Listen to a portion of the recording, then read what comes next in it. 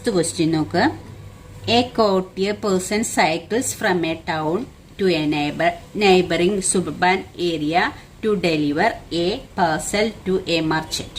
His distance from the town at different time is shown by the following graph. ഈ ഗ്രാഫില് അയാള് യാത്ര ചെയ്യുന്ന ടൈമിനനുസരിച്ച് എത്ര ഡിസ്റ്റൻസ് പോയി എന്ന അയാള് യാത്ര ചെയ്യുന്ന ആ ദൂരം, ആ ടൈമുമാണ് ഈ ഗ്രാഫിൽ കൊടുത്തിരിക്കുന്നത്. അപ്പൊ നോക്കി ഇതിൽ എന്താ അടയാളപ്പെടുത്തിയിരിക്കുന്നത് ആദ്യം നോക്കാം. ഇവിടെ 8 AM സ്റ്റാർട്ട് ചെയ്തു, ഇവിടെ 9 AM, ഇവിടെ 10 AM, ഇവിടെ 11 AM, ഇവിടെ 12 noon. ഓരോ മണിക്കൂറുകളുടെ ഇടവിട്ടുള്ള ടൈം 1 hours ഗ്യാപ്പിലാണ് ഈ ടൈം കൊടുത്തിരിക്കുന്നത്. ഇതെന്താണ്? Distance in kilometres. 8 AM start ചെയ്തു, 9 AM ആയപ്പോൾ എത്ര കിലോമീറ്റേഴ്സ് കഴിഞ്ഞു? ഇവിടെ 9 AM നേരെ ഇവിടെ എത്തി. ഇങ്ങോട്ട് നോക്കിയാൽ അറിയാം 10 കിലോമീറ്റേഴ്സ് പോയി ഒരു മണിക്കൂറുണ്ട്. 8 AM സ്റ്റാർട്ട് ചെയ്ത് 9 AM ആകുമ്പോഴേക്കും 10 കിലോമീറ്റേഴ്സ് പോയി. 9 AM കഴിഞ്ഞ് 10 AM ആയപ്പോഴോ 10 AM ആയപ്പോൾ എത്ര കിലോമീറ്റർ ആയി? ടോട്ടൽ 16 കിലോമീറ്റേഴ്സ് പോയി കഴിഞ്ഞു. അത് കഴിഞ്ഞ് 11 AM ആയപ്പോൾ നമുക്ക് നോക്കാം. 11 AM ഇവിടെ 11 AM അല്ല അടയാളപ്പെടുത്തിയിട്ടുള്ളത്, 11നേക്കാളും മുമ്പുള്ളൊരു ടൈം ഏതാണ്? 10:30. 10ന്റെയും 11ന്റെയും മിഡിലുള്ള ലൈനാണ് ഈ അടയാളപ്പെടുത്തിയത്. 10:30യുടെ ടൈം അടയാളപ്പെടുത്തി. 10:30ക്കും അയാൾ 16 കിലോമീറ്റർ തന്നെ പോയിട്ടുള്ളൂ. 10 o'clock 16 കിലോമീറ്ററേ പോയിട്ടുള്ളൂ. 10:30 ആയിട്ടും 16 കിലോമീറ്റർ തന്നെ പോയിട്ടുള്ളൂ. 11 AM എവിടെ എത്തിയെന്ന് അടയാളപ്പെടുത്തിയിട്ടില്ല. പിന്നെ 12 noon അയാൾ 22 കിലോമീറ്റേഴ്സ് യാത്ര ചെയ്തിട്ടുണ്ട്. അപ്പൊ അയാൾ ഡിസ്റ്റൻസ് ഇൻ കിലോമീറ്റേഴ്സ് ആണ് വൈ ആക്സിസിലും ടൈമാണ് എക്സ് ആക്സിസിലും കൊടുത്തിട്ടുള്ളത്. അപ്പൊ ഈ ഗ്രാഫ് എന്താണെന്ന് നമ്മൾ മനസ്സിലാക്കി. അയാൾ ഓരോ ടൈമിലും യാത്ര ചെയ്ത ഡിസ്റ്റൻസ്. ഇനി നമ്മളോട് ഈ ക്വസ്റ്റ്യൻ ആൻസർ എഴുതാനാണ് പറഞ്ഞത്. What is the scale taken for the time axis? ഏതാ ടൈം ആക്സിസ് എന്ന് പറഞ്ഞാൽ? ടൈം അടയാളപ്പെടുത്തിയിട്ടുള്ള ആക്സിസ് ആണ് ടൈം ആക്സിസ് എന്ന് പറഞ്ഞാൽ. ഈ ടൈം ആക്സിസിലത്തെ സ്കെയിൽ എന്താണെന്നാണ് ചോദിച്ചിട്ടുള്ളത്. എന്ന് പറഞ്ഞാൽ എന്താ മനസ്സിലാക്കുക? ഓരോന്നും 8 AM 9 AM 10 AM അതായത് 1 hour ആണ് എടുത്തിട്ടുള്ളത്. 1 hourന് എത്ര യൂണിറ്റ് എടുത്തിട്ടുണ്ട് എന്നാണ് എഴുതേണ്ടത്. അപ്പൊ നമ്മളിവിടെ ഈ ഗ്രാഫിൽ നോക്കിയാൽ 1 2 3 4 യൂണിറ്റ് ആണ് ഒരു മണിക്കൂറിന് വേണ്ടിയിട്ട് അടയാളപ്പെടുത്തിയത്. അടുത്തത് നോക്കിയാൽ 1 2 3 4 യൂണിറ്റ് കഴിഞ്ഞിട്ടാണ് അടുത്ത അവർ. 1 2 3 4 അങ്ങനെ 4 യൂണിറ്റ് എടുത്തിട്ടാണ് 1 hours നമ്മൾ ഇതിൽ അടയാളപ്പെടുത്തിയിട്ടുള്ളത്. ഈ ടൈം ആക്സിസ് എന്ന് പറഞ്ഞാൽ എക്സ് ആക്സിസിലാണ് ടൈം അടയാളപ്പെടുത്തിയിട്ടുള്ളത്. അപ്പൊ നമ്മൾ എങ്ങനെയാ എഴുതുക? ഇതിന്റെ യൂണിറ്റ് എഴുതാൻ പറഞ്ഞാൽ 4 unit equal to 1 hour.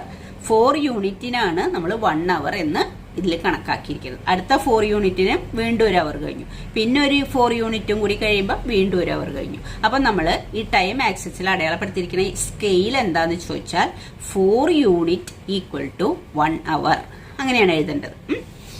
4 unit equal to 1 hour. ഇനിയിപ്പോ ഇതിലുള്ള ക്വസ്റ്റ്യൻ അല്ല, ഞാൻ ചോദിക്കുകയാണ് ഈ വൈ ആക്സിസിൽ, ഈ ഡിസ്റ്റന്റ് ആക്സിസിൽ നമ്മൾ എങ്ങനെയാണ് യൂണിറ്റ് എടുത്തിരിക്കണേ എന്ന് ചോദിക്കുകയാണെങ്കിൽ എന്താ നമ്മൾ പറയാ? ഇവിടെ 2 4 6 8 എന്നല്ല എടുത്തിരിക്കുന്നത്. അപ്പോൾ ഇവിടെ നിന്ന് കണ്ട് 1 യൂണിറ്റ് ആണ്. 1 യൂണിറ്റ് ഇസ് ഈക്വൽ ടു, ഇത് കിലോമീറ്ററിലല്ലേ, 1 യൂണിറ്റ് ഈക്വൽ ടു 2 കിലോമീറ്റർ എന്നാണ് എടുത്തിരിക്കുന്നത്. അടുത്ത 1 യൂണിറ്റിനും പിന്നെ ഒരു 2 കിലോമീറ്ററും കൂടി കഴിഞ്ഞു. പിന്നെ ഒരു യൂണിറ്റിനും പിന്നെ ഒരു 2 കിലോമീറ്റർ എന്ന് പറഞ്ഞു. അപ്പൊ ഈ ആക്സിസിൽ എടുത്തിരിക്കുന്ന സ്കെയിലിന്റെ അളവ് എന്താ എന്ന് ചോദിച്ചാൽ നമ്മൾ പറയും 1 യൂണിറ്റ് ഈക്വൽ ടു 2 കിലോമീറ്റർ നടത്തിയിരിക്കുന്നത്. ഇവിടുത്തെ സ്കെയിൽ എന്തായിരുന്നു എന്നാണ് നമുക്ക് ക്വസ്റ്റ്യൻ ഉള്ളൂ, ഇത് ചോദിച്ചിട്ടില്ല. അപ്പൊ ഇവിടെ എന്താ എടുത്തിരിക്കുന്നത്?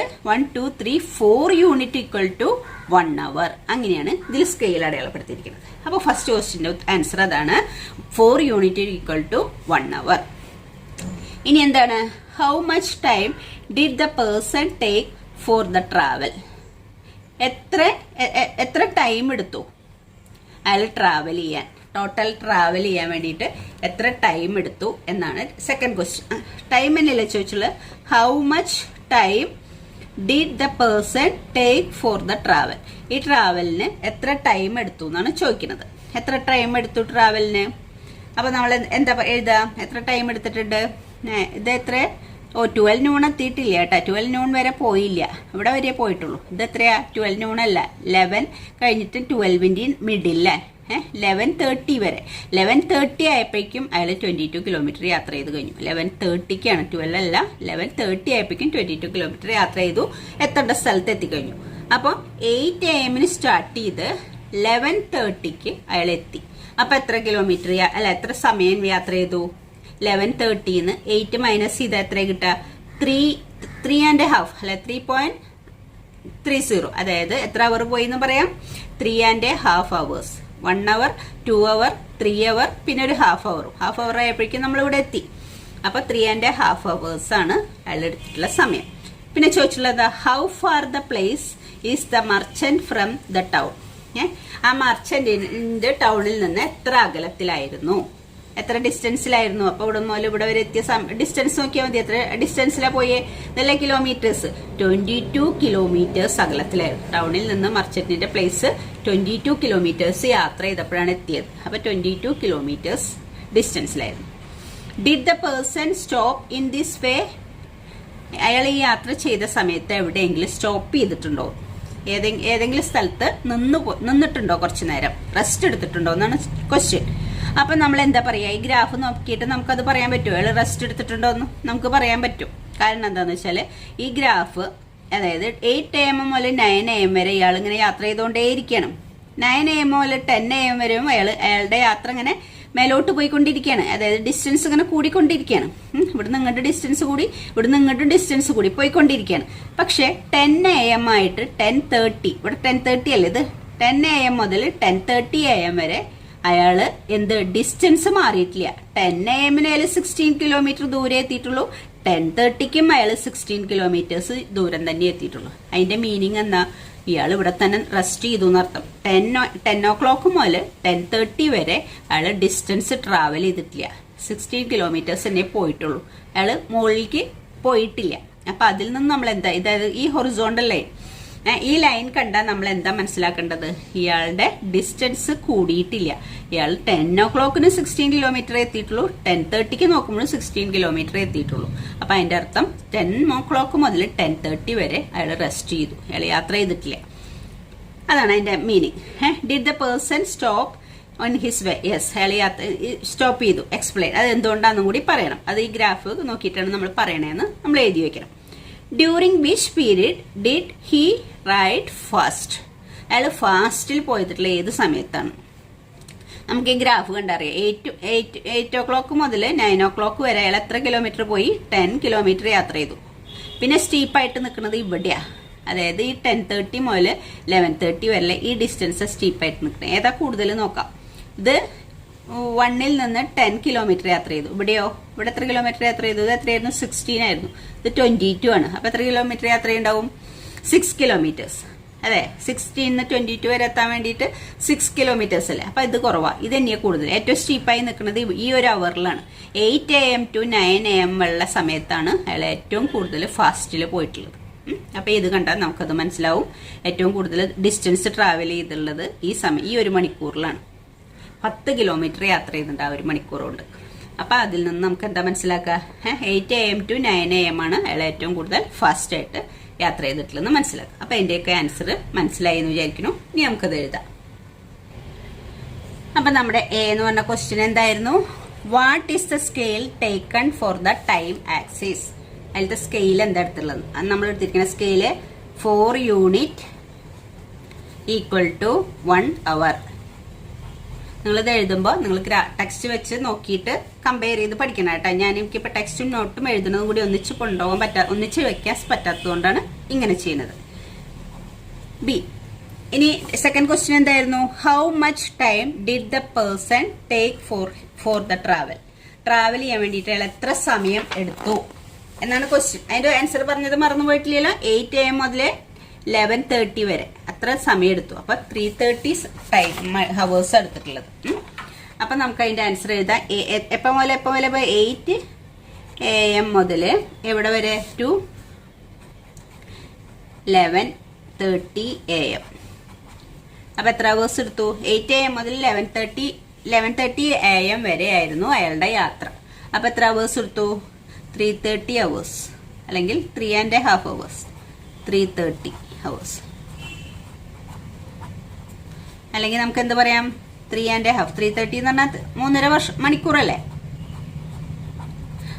3.5 മണിക്കൂർ. 3.5 ഹവേഴ്സ് ആണ് അയാൾ എടുത്തിട്ടുള്ള യാത്ര ചെയ്യാൻ. ഇനി സി എന്താ ചോദിച്ചിട്ടുള്ളത് നമ്മളോട്? How far is the place to the merchant from the town? ടൗണിൽ നിന്ന് ഈ മർച്ചന്റിന്റെ അവിടേക്കുള്ള ഡിസ്റ്റൻസ് എത്രയായിരുന്നു? നമ്മൾ എത്രയാണ് കണ്ടത്? 22 കിലോമീറ്ററിൽ കഴിഞ്ഞപ്പോഴല്ലേ എത്തിയത്. അപ്പൊ എത്ര കിലോമീറ്റർ ആയിരുന്നു? 22 കിലോമീറ്റർ. ഡി എന്താ ചോദിച്ചിരിക്കുന്നത്? ഡി എന്ന് പറഞ്ഞ ക്വസ്റ്റ്യൻ ഇതായിരുന്നു. Did the person stop on his way? Explain. അയാളുടെ വഴിയിൽ എവിടെയെങ്കിലും സ്റ്റോപ്പ് ചെയ്തു അല്ലെ? നമ്മൾ പറഞ്ഞു അത്. യെസ്, അതിന്റെ റീസൺ എഴുതാനാ പറഞ്ഞത്. This is indicated by the horizontal line. ആ ഹൊറിസോണ്ടൽ ലൈൻ കണ്ടിട്ടാണ് നമ്മളത് മനസ്സിലാവുന്നത്. This is indicated by the horizontal part of the graph.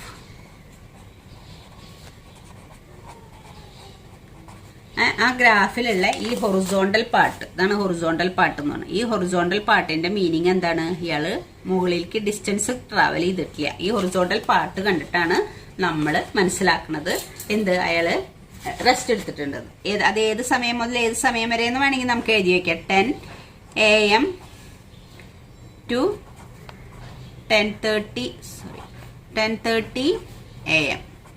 10 AM to 10:30 AM വരെയാണ് അയാള് സ്റ്റോപ്പ് ചെയ്തിട്ടുള്ളത്. അപ്പൊ അത് ആ ഹൊറിസോണ്ടൽ ലൈൻ കണ്ടിട്ടാണ് നമ്മളത് മനസ്സിലാക്കുന്നത്. ആ സമയത്ത് അയാള് റെസ്റ്റ് ചെയ്തിട്ടുണ്ട്. ഇനി നെക്സ്റ്റ് ക്വസ്റ്റ്യൻ എന്താ ചോദിച്ചിട്ടുള്ളത്? During which period he ride fast? അയാൾ ഏറ്റവും കൂടുതൽ സ്പീഡിൽ യാത്ര ചെയ്തത് ഏത് പീരീഡിലാണ്? അപ്പൊ ഏത് പീരീഡില്ല? ബിറ്റ്വീൻ നമ്മൾ കണ്ടുപിടിച്ചു. ബിറ്റ്വീൻ ഏതായിരുന്നു? 10 AM to 9 AM അല്ലെ? Between 10 AM and 9 AM. അപ്പൊ നമുക്ക് ഈയുടെ ആൻസർ എഴുതാം. ബിറ്റ്വീൻ 10 അല്ലല്ലോ, സ്റ്റാർട്ടിങ് അല്ലേ? 8 AM ആൻഡ് ടു 9 AM. 10 അല്ലല്ലോ നമ്മുടെ ഡേറ്റ്. ഇത് 8 AM മുതൽ 9 AM വരെയുള്ള ഈ സമയത്താണ് ഇയാൾ 10 കിലോമീറ്റേഴ്സും പോയിട്ടുള്ളത്. അപ്പൊ 8 AM to 9 AM ആണ് അയാൾ ഏറ്റവും കൂടുതൽ ഫാസ്റ്റ് ആയിട്ട് യാത്ര ചെയ്തിട്ട്. Between 8 AM and 9 AM. Okay, അപ്പൊ ഇതിന്റെ ആൻസർ കഴിഞ്ഞു. ഇനി അടുത്ത ക്വസ്റ്റ്യൻ നോക്കാം. ഈ 7th ക്വസ്റ്റ്യൻ എന്താ പറഞ്ഞിരിക്കുന്നത് നോക്കിയേ. Can there be a time temperature graph as follows? Justify your answer. ഈ കൊടുത്തിരിക്കുന്ന 4 ഗ്രാഫ് കൊടുത്തിട്ടുണ്ട്. അതൊരു ടൈം ടെമ്പറേച്ചർ ഗ്രാഫ് ആവാൻ പറ്റുമോ എന്നാണ് ക്വസ്റ്റ്യൻ. ടൈം എക്സ് ആക്സിസിൽ കാണാനുണ്ടോ നിങ്ങൾക്ക്? എന്നാലും നിങ്ങൾ ഗ്രാഫ് നിങ്ങളുടെ ബുക്ക് ടെക്സ്റ്റ് എടുത്തിട്ട് റെഫർ ചെയ്യാൻ മനസ്സിലാവണില്ലെങ്കിൽ, ഈ ടെക്സ്റ്റിൽ കാണുന്നില്ലെങ്കിൽ, ഇതിൽ ടൈം കൊടുത്തിട്ടുണ്ട്, വൈ ആക്സിസിൽ ടെമ്പറേച്ചർ കൊടുത്തിട്ടുണ്ട്. ഈ ഗ്രാഫ് ഇങ്ങനെ ഒരു സ്ട്രെയിറ്റ് ലൈൻ ആയിട്ടാണ് കൊടുത്തിട്ടുള്ളത് ഇതിന്റെ ഗ്രാഫ്. ടൈമും ടെമ്പറേച്ചറും ഇങ്ങനെ ഇൻക്രീസ് ചെയ്യാൻ പറ്റുമോ? ഇതൊരു ടൈം ടെമ്പറേച്ചർ ഗ്രാഫാണ് എന്ന് പറയാൻ പറ്റുമോ എന്നാണ് ക്വസ്റ്റ്യൻ. ഇത് പറയാൻ പറ്റും, കാരണം ടൈം ടെമ്പറേച്ചർ ഗ്രാഫാണെന്ന് പറയാൻ വേണമെങ്കിൽ. എന്താ കാരണം എന്ന് വെച്ചാല് ടൈം ഇൻക്രീസ് ചെയ്യുന്നതിനനുസരിച്ച് ഇത് ടെമ്പറേച്ചർ ഇൻക്രീസ് ചെയ്യണം ഇങ്ങോട്ട്, ടൈം ഇൻക്രീസ് ചെയ്യണം ഇങ്ങോട്ട്, ടൈം ഇൻക്രീസ് ചെയ്യണം ഇങ്ങോട്ട്, ടെമ്പറേച്ചർ ഇൻക്രീസ് ചെയ്യണം മേലോട്ട്. അപ്പൊ ടൈം ഇൻക്രീസ് ചെയ്യുന്നതിനനുസരിച്ച് ടെമ്പറേച്ചറും ഇൻക്രീസ് ചെയ്യുന്നു. ടൈം ഇവിടുന്ന് ഇങ്ങനെ നീങ്ങി ഈ ഭാഗത്തേക്കല്ലേ പോണത്, റൈറ്റിലേക്കാണ് ടൈം നീങ്ങിക്കൊണ്ടിരിക്കുന്നത്. അപ്പൊ ടെമ്പറേച്ചർ അപ്വേർഡാണ് പോണത്. അപ്പൊ ടൈം ഇൻക്രീസ് ചെയ്യുന്നതിനനുസരിച്ച് ടെമ്പറേച്ചറും ഇൻക്രീസ് ചെയ്യണു എന്ന് കാണിക്കുന്ന ഒരു ഗ്രാഫ് ആകാം ഇത്. അപ്പൊ ടൈം ടെമ്പറേച്ചർ ഗ്രാഫായിട്ട് ഉപയോഗിക്കാൻ പറ്റുന്ന ഒരു ഗ്രാഫാണിത്. ഈ ഗ്രാഫ് ടൈം ടെമ്പറേച്ചർ ഗ്രാഫ് ആവാം. ഇനി ഇത് നോക്കിയേ, ടൈം ഇതും സെയിം തന്നെ, time X axis, temperature Y axis. ഇവിടെ വരച്ചിരിക്കുന്ന ഗ്രാഫ് ഇങ്ങോട്ട് ഡൗൺവേർഡ് ആയിട്ട് പോകുന്ന ഒരു ഗ്രാഫാണ് വരച്ചിരിക്കുന്നത്.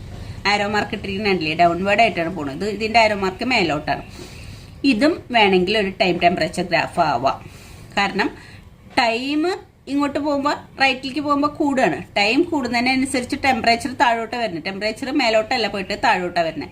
അപ്പൊ ടൈം കൂടുന്നതിനനുസരിച്ച് ടൈം ഇൻക്രീസ് ചെയ്യുന്നതിനനുസരിച്ച് ടെമ്പറേച്ചർ ഡിക്രീസ് ചെയ്യുന്നു എന്ന് പറയുന്ന ഒരു ഗ്രാഫ് ആവാം. ടൈം ടെമ്പറേച്ചർ ഗ്രാഫ് തന്നെ ആവാം. ആ ടൈം കൂടുന്നതിനനുസരിച്ച് ടെമ്പറേച്ചർ ചിലപ്പോൾ ഇൻക്രീസ് ചെയ്യാം.